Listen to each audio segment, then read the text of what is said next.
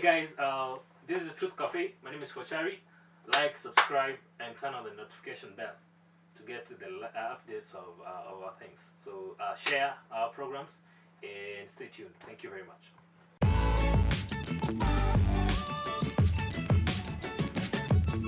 Truth Cafe Podcast. Alright, my people. What's up? Welcome to the Truth Cafe Podcast episode 30. This mic looks so nice. Episode 30, my people. Like it looks so golden. You and Domboy have one thing in common. It's so golden, and then it Can I out just listen to me? You and Domboy have one thing in common. Yes. You all won't let me do my introductions when I'm doing the intros. Ombo is a lady and I'm a dude. So I mean, one of you... respect. Let me do my intros in peace, man. Whoa. Let me do my intros in peace. Okay. Welcome once again, my people, to the Truth Cafe Podcast. I am Tito Karis. My name is Fred. We don't have a willy because Yes. Wamboy is not here yet. Yes. Because, the current situation in the country right about now, Curfew. things are about to get Wait, mad. dude, I thought about a joke that even parents who put their kids on curfew would be curfew. But see, on the flip side is, for those of us who are brought up with strict parents, this curfew thing is not a big deal. Well, Like, we were used to be grounded and, you know what, stay at home, don't move out, don't do anything. You need to tell your parents, like, this is what I was feeling, like, from the higher powers. From the higher powers. The state has said even parents wakae home. Kila mtu wakae nyumbani, man. Imagine your parents hajaobey curfew alafu anachapa na serikali. Okay. Let's start from the top, man. By the way, so Wamboy is not couldn't be here today once again because of the current situation, the logistics. We are yet to figure out a way how we can both meet at the middle and be able to put out an episode with me, Wamboy, and Fochari. And by next week, probably we're gonna be having a solution on the way forward as Truth Cafe Podcast. Yeah, prepare for the worst. Yeah. The best. Yeah. But don't worry. Look, even if we don't put an episode, I know there's so many of you who are watching right now. You're still new. Yeah. We have episode 1, episode 2. There are a lot of episodes you guys can binge listen, binge watch. Hakuna mali mnaenda. You guys have all the time. You have all the time you guys can stream in the world. Oh my God. We're going to be talking about that in a couple of minutes. Yeah, so look, even if you don't put out an episode this next week or the week after that, please go back, watch all our shit that we've been putting out, man. All right? It's good stuff. Yes. Old but good stuff. So make sure you catch up with us. But next week, we would have found a way forward on what's the way forward with the Wamboy situation with us. But for now, let's move forward. I want to make a statement. Make a statement. My opinions on Corona that I had last week have all changed. They have changed? Yeah. Okay. Well, let's start from your opinions changing from last week. Corona is real, man. Like, Why Corona is real? Why is Corona you remember how we were making fun that, your shit is in the coast? Yeah. Guys who took it to the coast? Yeah. See. But I think it's back to responsibility. People are just irresponsible. Yeah. I must say, if you watch that episode, whatever I said about Corona, it has changed. A lot of it, apart from the bougie part. It's still bougie. Are you afraid of Corona yet? I'm still afraid of the lockdown thing. But actually, no. I think that has also changed because I'm kind of having a lot of time for myself, which is kind of nice. Like, I feel so relaxed. I feel like this is a resting period. Welcome to the world, my brother. I've been having a resting time for like 2 years. Well, that's what being jobless does to you. You have a lot of time. Yeah. So now the universe is balancing us out. Yeah, everybody to stay home. Everybody's gonna be jobless. Not jobless, just at home. No, trust me, people are gonna be jobless after this thing. Of course, that's for sure. Because you see, what this coronavirus and lockdown is gonna expose is gonna expose redundancy in workplaces. Yes. And companies are gonna start being efficient. I think they're gonna realize we don't need all these 10 people at work. Yes.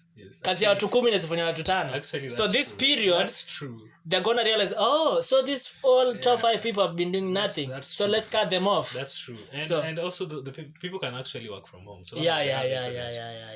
Internet is. I think internet should be mandatory. Internet is a big. Internet should be mandatory. So today I want to start off by the speech the President Uhuru Kenyatta gave. That was on Wednesday. Yes. On Wednesday, he announced from this Friday, we're recording on a Friday as usual, that there's gonna be a nationwide lockdown. Yeah. From get home by 7. From 7 p.m. to 5 a.m. Yes. People are still criticizing that move. Well, I've been watching some people's review, and Uh-huh. what I'd say, and I think you've seen what other people are asking is that kwani corona inasambaza tu usiku. Yeah. Inangoja giza. Inangoja giza, inataka Al-Shabaab. Inangoja giza. But I think the main thing is just to reduce movement. Mchana watu na move, but tukireduce movement usiku, tuna reduce movement during the day. By a certain percentage at During night. the day too. During the day, it's kind of hard right now. A few people still have to go get stuff. Yeah. But the thing is, if people don't obey moving at night, then moving in the day has also to be stopped. It's gonna be problematic. Yeah. So he announced that lockdown is gonna be happening from this Friday indefinitely. That thing scares me though. Why? It scares me because some people are gonna get affected by that. Yeah, so many people. We don't know what's gonna be the way forward. Yeah. Honestly speaking, we don't know what's the way forward because look, so many people slowly are gonna stop going to work. We were talking about with this video. Imwezi, people are gonna get paid. That's fine because people have been working. Yeah. But trust me, from next month, in April, I don't see anyone getting paid other than people working in government. I'm not a prophet of doom, but I think April is going to be worse. Yeah, it's gonna be worse. That's what I'm saying. Maybe I'm scared about this. We can get relief in like May. No, we're only gonna get relief if the number of cases of people recovering is higher. Is higher than the number being. Yeah. So just a quick update for those who live under stone. This week there have been good news. One patient recovered, but quickly that good news was countered with bad news when another coronavirus patient died. But this is what is interesting about this. Chess was telling me that alikuwa mzee. Okay. Let me read for you. The patient was a 66-year-old Kenyan male who had a long-term medical condition. He died at an intensive care unit in Aga Khan, where he was admitted. So apparently, medical history, the guy was suffering from diabetes. He arrived in the country on March 13, 2020 from South Africa via Swaziland. So yeah, that's how he passed. Corona victims have a tendency to travel. I mean, siji kama ni symptom. You remember that bougie thing? Yeah. Like sisi watu wa mtaa kuna mali tumeenda bwana. Like si mngetulia tu. Imagine umeenda kuleta kitu. But we are sorry for the family. We're sorry for the family. These things happen. Yeah. I mean, we'll all die someday, but take heart. Yeah. And for those who don't know, the patient who recovered was patient 0 who was from Rongai. We are safe. Rongai, we are safe. So the 27-year-old who was the first recorded cases in Kenya. But I think Rongai can never be safe. The reason why Rongai can never be safe because Rongai houses like everyone. Yeah. Everybody comes to Rongai, and so hata saizi kuna traffic Rongai. I know it's crazy. Nani traffic ya PSVs. Hakuna mat, like not a lot, but ni like Rongai bado kumejaa. Everyone is everywhere. Though some shops are closed, but everyone mavinyozi zimefungwa. Yeah.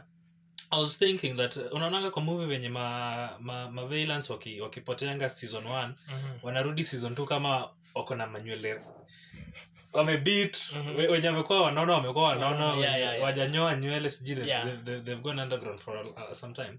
I think that is how I'll turn out after the thing. Yeah, we all gonna I'll either be very very skinny with a very very shaggy hair, which is that I think that is the possibility.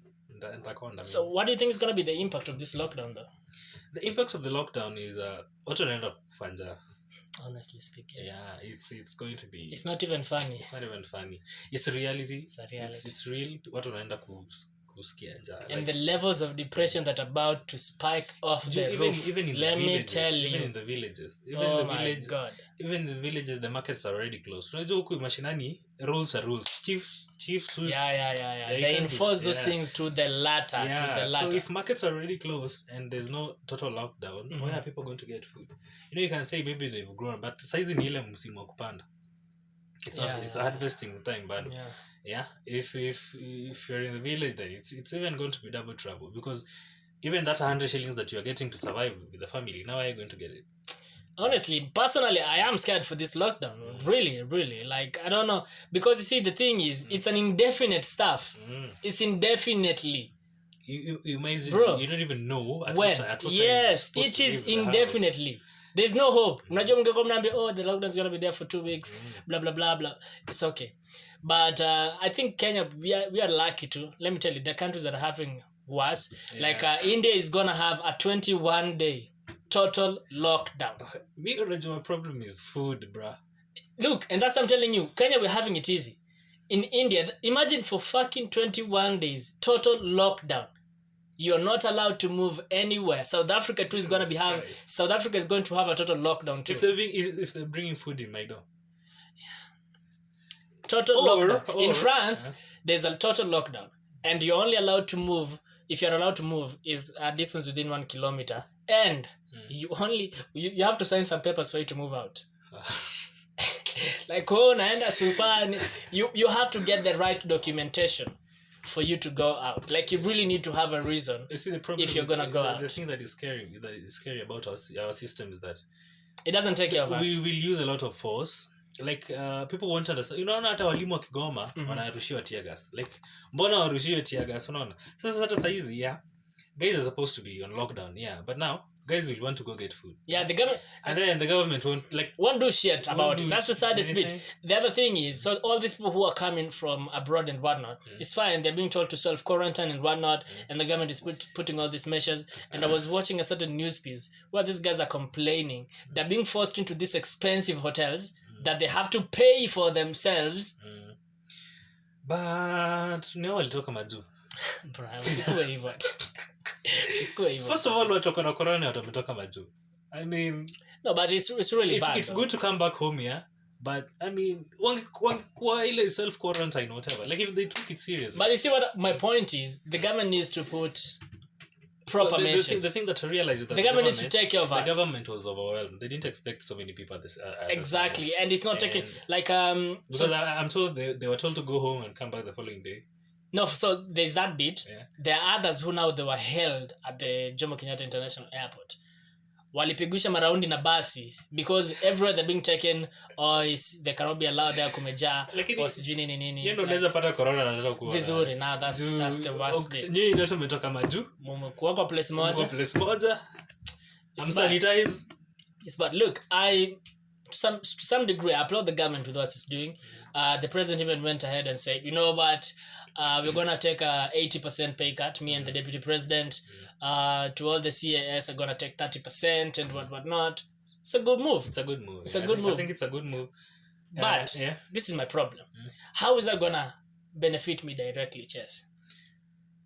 We just need to see the money coming down. Exactly. That's the point. That's everybody's worry. I think that's the biggest announcement I'm waiting to hear. Yes. Like mtuambie mtakuwa mnatupia chakula. Hiyo ndio ipeleka Safaricom atutumie na M-Pesa. I mean, we need that money. We need like or we need food. Mtumiange tuso kila siku hizi kuwa mbaya, bro. We need that food. We need stuff. You see, wame shukisha taxes and all that kind of stuff, Yeah. Where are you going to get the money to buy the thing? Yeah, utakata tax na nini? It doesn't make sense. And that's why the common mwananchi is mad. And the thing is, even the guys who have been like, tax imeshukishwa, si watoka hapa. Yeah. I mean, watu gani wanafanya kazi gani?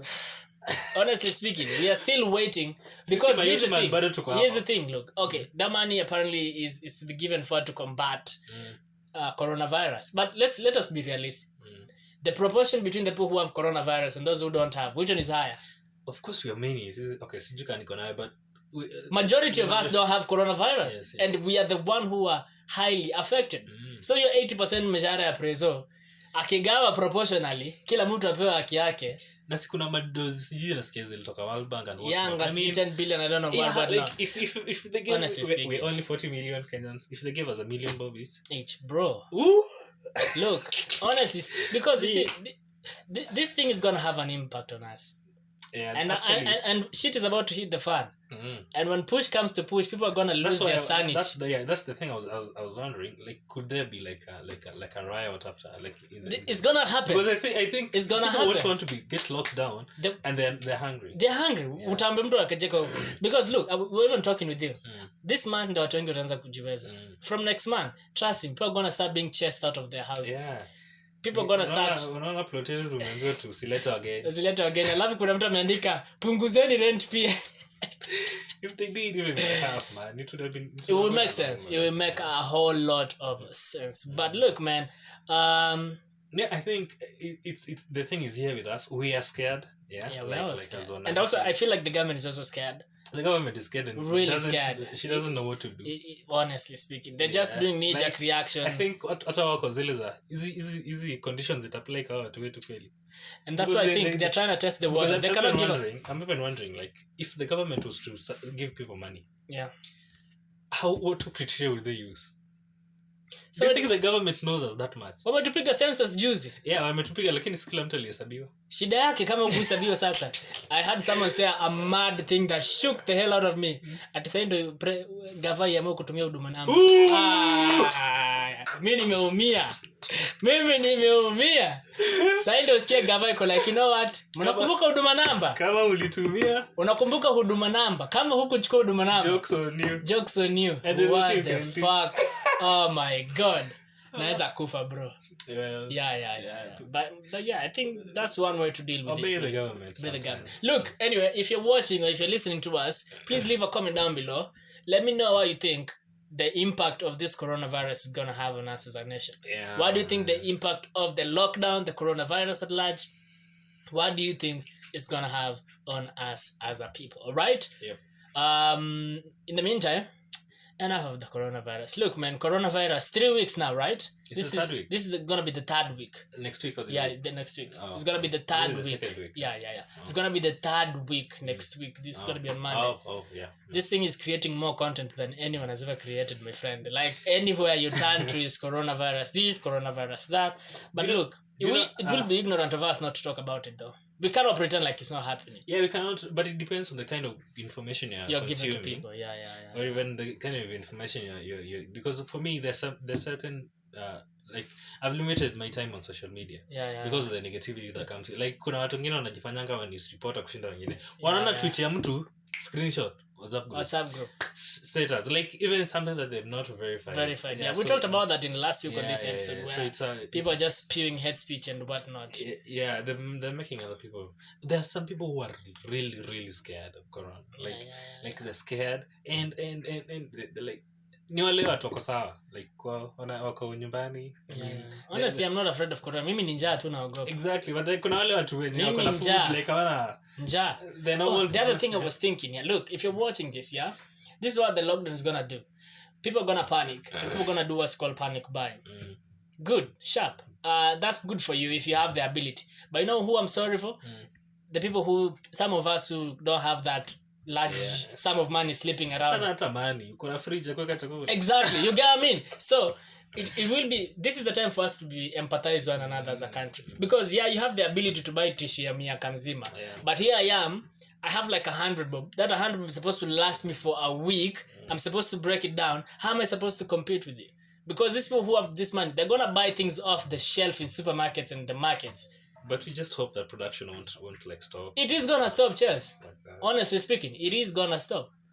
Man, it is going to stop. Anyway, I'm telling you. Let's wait and see. Let's check the camera. Yeah, as of today, I hear there's gonna be a lockdown.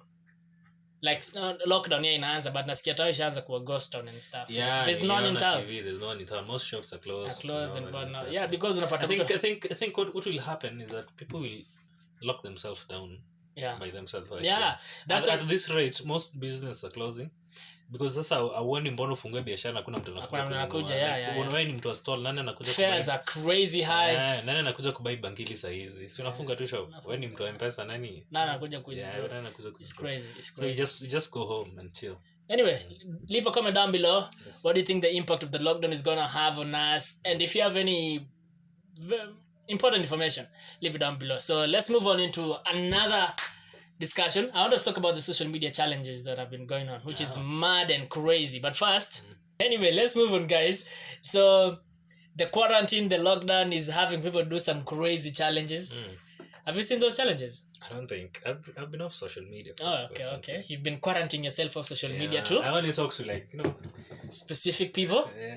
WhatsApp group kidogo sinini. Alafu naona tu status za watu. Let me tell you something. We were talking to Fochari. Unaona hii season ya quarantine na lockdown. Usipogwara bro. Shida ni wewe. Hadi watu wale ya kumisingi leo. Ati I'm busy. No one is busy, my brother. No one is busy. If you're left on red, just pray corona takes you out. Akikuitisha movie, mwambie kuja 6:45.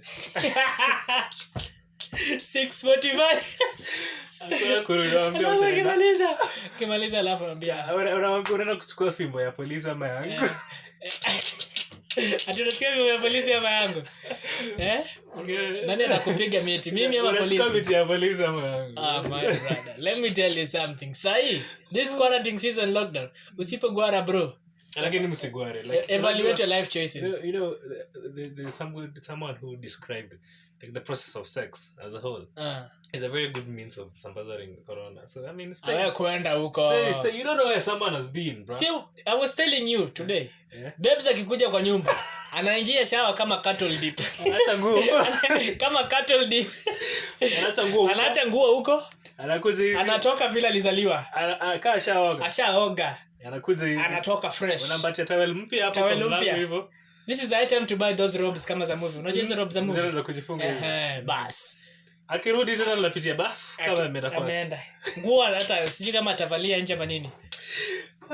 Let me tell you, during this time we're not checking nje. Actually this episode should be named we're having trust issues now because I mean hata saizi budango akikuja ati nimsalimie kwa. I'm not shaking hands honestly speaking. I'm not shaking not anyone. Hata wale tunatembea kwa street alafu mtu anakuguza. In my mind I'm like don't touch me like. Let me tell you, there was a day I was coming to do the show. Some guy just coughs sporadically, bro. Utakohoa aje hivyo bro na kuna corona. Kuhu. Like saizi huwezi kohoa tu ovyo ovyo. Let me tell you, right now I'm even watching podcast and I see people coughing that podcast. I'm like, my brother. I even TV I hear a presenter clearing the throat. My brother, are you okay? Are you okay, my brother? Let me tell you, no. Lakini watu wanaumia sasa ni Waluya, bro. Salamu bro. Azi wanazipitisha na radio. Sasa hizo wanaweza pigia radio station. Unataka kusalimia jirani. Tuma salamu. Tume salamu. Kwa wale wote sijashika mikono. Tume wale wenye tusikizanga mtume salamu. Tumeni salamu. Cafe. Let me tell you. People have to change their mannerisms. Do you know there are people who cannot talk to you kama hawajakushika? Yeah, like and have you met these old people or older people who when you meet them wanakwamilia mkono yako? Niambie sasa.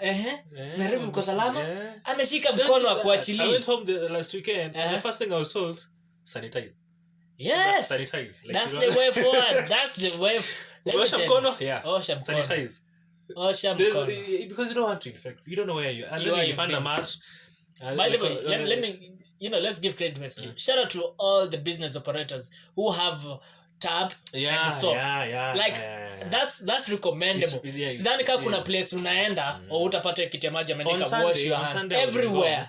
Na nilao kama mara 10 just in town just because everywhere you go even in multimedia ukiingia the first thing unaambiwa osha mkono. That's very recommendable because that shows at least we are slowly taking things seriously and we are not showing our ignorance per se. So and that's very recommendable. It's also commendable that people are actually washing their hands. Yes, that's no one is ignorant. And people are losing stopping the contact thingy. Even the supermarkets. People are keeping distance. Like no one is trying to touch you. Right now, no fist stamping and stuff. We have problems. People who just cough anyhow. Yeah. Like you just spit saliva anyhow. Like how do you do that? Let me tell you. Do you know right now the equivalent of kunyamba kwa umati ni kukohoa. Do you see what farting in public does to you? Now that's coughing. Try coughing kwa matatu. Heri hata unyambe kuliko ukoe. Saizi hata huwezi taka kunini kuwa na homa. Yeah, it's the worst First thing. of all, you'll be very, very paranoid. Yes, wewe mwenyewe utakuwa paranoid. And the people around you will isolate you no sooner than. Hapa ndo just stigma. Stigma is real. Yeah.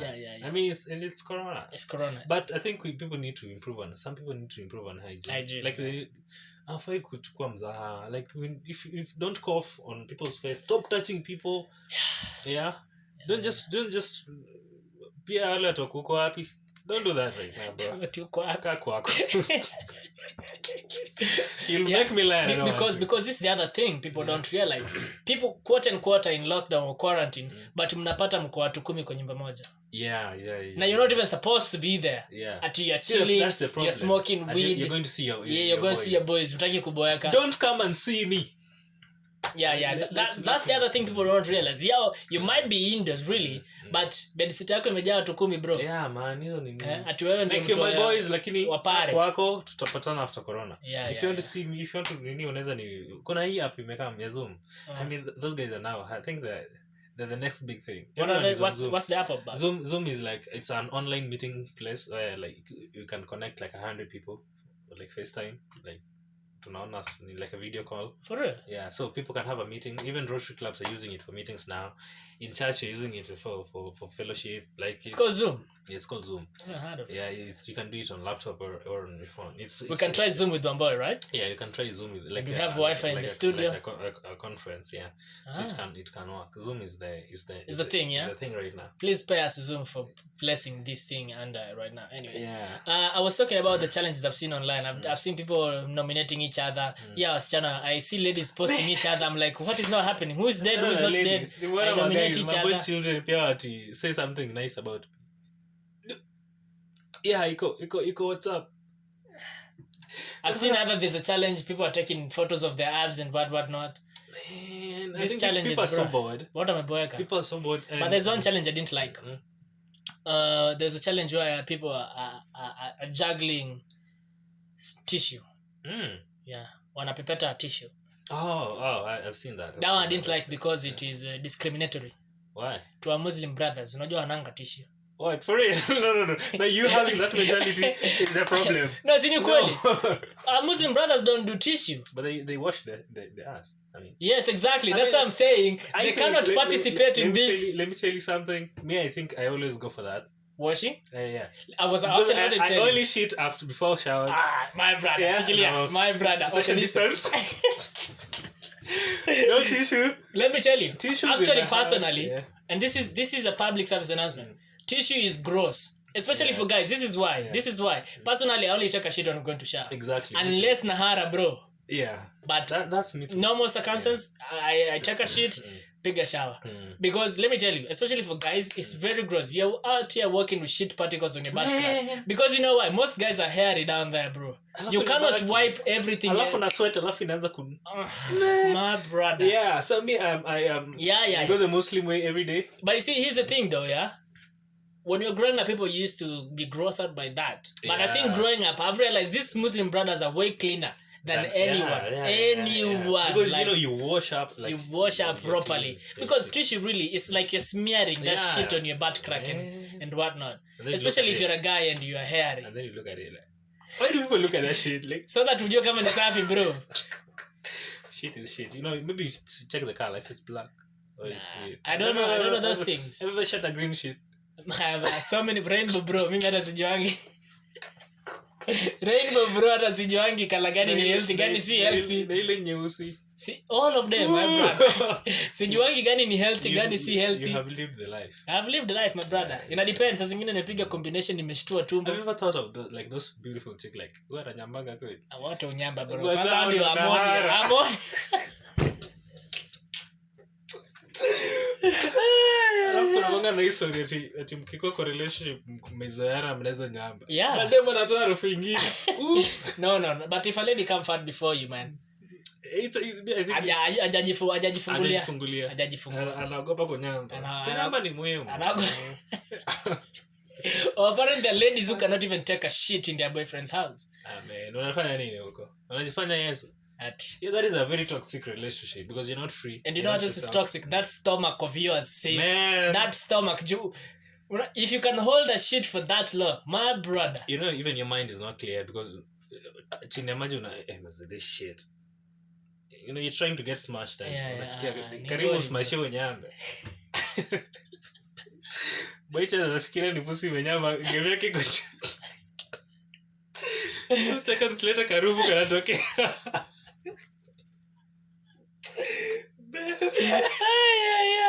Let me tell you, you know what can stop me eating pussy? If I'm eating you out and then you fart. That's my last day I'm ever eating anyone out. I think you can laugh. Bro, no, I could die. I will laugh, yeah? But I'm like, never again. You just laugh. Never just laugh again, my bro. Never. Never. Alafu isikuwe ile isikuwe ile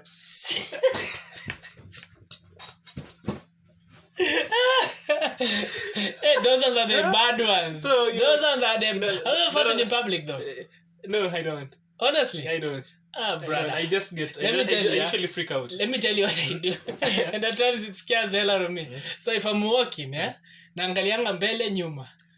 My brother, nikinyamba alafu upite mimi usinilaumu because I did not account for you. I usually check the distance between me and the person behind me. And ikinikaza sana.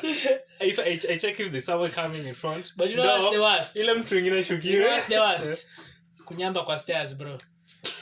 Unasimingi hakuna mtu. As soon as umeachilia bro, kwanza kangeus. Na come through. Ndo kanapita. Say what up? But eri kunyamba than nini kunuka mwili. Yeah. Yeah. Anyway, why do we really make these things that are normal weird? Like farting should be normal. Why do people make these things? It makes people uncomfortable. Why? Because it smells bad. That's the natural course of human being. Anything that comes in has to come out. You know, you only come in private. Acha na nyanya wengine na coming in public. But kuna vitu zingine zinakwanga tu like body excretions zinafaa tu they need to be in private, like even well, apart from sweat, these things need to be in private. Like how do you can you shit in public? In public how? Tukiwa in public like pale stage uenda tu mahali kwa chuo or left si kwa chuo kwa field hapo hivyo watu wakoona kishit. Hapana, si issue si kushit. Issue ni my nakedness, my butt will be out there. But you'll be shitting. That's the process of shitting. Yeah, but I'm not. What? Okay, I was saying when we were kids, when we were learning how to swim, tukiwa dogo pale like Victoria, some kids would shit in the lake. Unajua mafi huko ina float. Yeah. Sasa unaona mtu amedive, anatoka juu na mafi yake na float. You're like growing up was fun. Yeah. Well, but kuna vitu zingine tu zinafaa kuwa private. Hadi unachiki kwa nyumba. There's a friend of mine, Ivan. When in campus, they went to Mombasa with 5 ladies and him. 5 ladies, one guy. They're living in a bed sitter. Now in the morning, morning like everyone shits, I think. Yeah. I'm sorry if you don't. It's a good thing. It's a good thing, my brother. Yeah. So like, unaanza mkanga vizuri. Yeah. So this they take turns, like ile immediate turns. My brother. Now unataka kuniona. Siwezi ingia. The thing to do is that after we shit, una light kiberiti. And then magically the sentinel disappear. For real? Yes. So that hata ukienda kwa choo after mtu ameenda washa kiberiti, acha kindukulu. Yeah, washa kiberiti. I don't know what kindukulu is. Kindukulu is bang, my brother. Okay, washa kiberiti. For real? Yeah, and then the shit so that kwa hivyo si lazima ya fresh na nini. Kiberiti tu 3 kiberiti tu ibana out ishe hiyo harufu ya kiberiti will take over. Yeah. So that's how they survive. Let me tell you. Kuna kitu nani kuingia choo after mtu mwingine amekuwa. But you see, do you know you get choked for like a few seconds and then you adapt to the scent. And you feel ukipigwa na choke fulani hadi unasikia umeimeza. It was a high school. Oh my brother. Tulikuwa tunatonga nguo. No, high school. Harrison, that friend of ours, that guy used to make me laugh in high school. Akienda cho anatoa nguo zote anaenda na tanga. Usitoke huko na room. No, in high school I just take out my sweater. I wouldn't go with that. Our toilet was stinky. Like really bad. Yeah, so bad. How was it? How did you used to go in toilet in high school? So bad. Unaenda hivi. Si ni latrine. Yeah. Si kukalia ni latrine. Yeah, ilikuwa latrine. Ile kuinama. Squat. Yeah. So you squat and then you unleash and then you have to come up because the water can splash out. My brother. It was bad, bro. It was bad. But see, I prefer latrine than the ones for sitting. Those ones are bad in high school. Latrines are good for high school because yes, ni safi. Yeah. You know what I used to do? Step on those things, bro. Siezi yaka haga yangu bro chini mali. Ni kama hizo imemiu. Yeah. No, is a studio. The studio are the best. Yeah, the best. But people out maribu. No, in high school, bro. Shida ni wateleze uanguke. Or if you don't do that, una time chozi imeosha unaenda. Alafu what you do, unaweka carpet. Lisomea Nairobi, bro. Ngoja Nyanza. We used to put a roll of tissue around Lea kama People mbili still do that. alafu Have you ever shat on a public toilet? I try and avoid my bro. Man, I try and avoid. That's why look, I have some things I have to do before I leave the house. I have to take a shit. Yes. I have to. Yes. No, hata kama siski, so long as nilikula usiku, I have to, because I don't know for how long I'm going to be out there. I also make sure I don't drink a lot of water before I leave. Just stuck here inconvenience. I have to, we man. took a lot of shit, like too much shit. We've spoken a lot of crap, yeah. Too much shit. Too much shit. Too much shit. Yeah. Look, man. Anyway, that was a relief from the, what do we call it? The corona thing. From the corona thing. Yeah, we needed a segue. I felt like my mind went off, like for a moment. Yeah. You felt like you're in another world. Like I was talking about like familiar things. Shitting is familiar to you. Yeah, like I think like saizi what I realized, like saizi when niko kwa nyumba all the time, I can shit at any time I feel like. Ani like no. This is the other thing spendagi wa nini. Alafu naosha. Dari? Ushainyamba alafu mtu anabishi. Alafu akiingia anaingia na sura ya kukujaji. Nilikuwa kwa nyumba asubuhi kuchukua shuka. And then nilikuwa nimeunleash. Sasa ukijilini save kulikuwa na nyumba ilikuwa inanuka samaki for whatever reason. Sasa ameingia hivi nimefungulia. Na hii nyumba yake inanuka samaki. I'm like, oh thank God. Mimi sipendi bro, umenikuta kwangu. Ukipata nimenuka nimenyamba saa hiyo. Do not judge me. Kuna ile harufu ya nyumba inyogeni pekee ndio ujuanga. Yeah, because unajua unajanga. Wewe ushakuwa kwa nyumba, ushazoea. But see, that's why for me when I'm in the house I like letting the door open. Aeration is important. Yeah, it's very aeration is at times our bodies are very weird. They excrete some weird things that we don't know. Like you might not know you smell funny. But bro, wait, jifungie mahali. Jesus. Jifungie mahali. Is that me? Mad bro. Yeah. Anyway, look, that's it. That has been episode 30. Yes. Thank you so much for watching. Thank you so much for listening. Next week, we're going to try and get one boy over to the podcast. We know you miss her. We also miss her.